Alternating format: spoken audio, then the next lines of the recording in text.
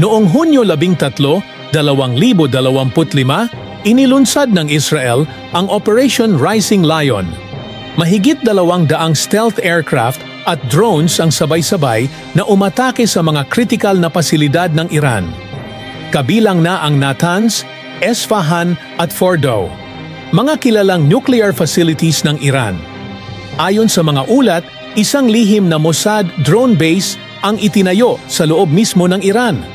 Mula rito, inatake ang mga target na halos imposibleng maabot. Ang layunin? Sirain ang kakayahan ng Iran na makabuo ng sandatang nuklear. Pagkalipas lang ng ilang araw, Hunyo 17, 2025, nagdeklara ang Iran ng defensive war against Zionist aggression.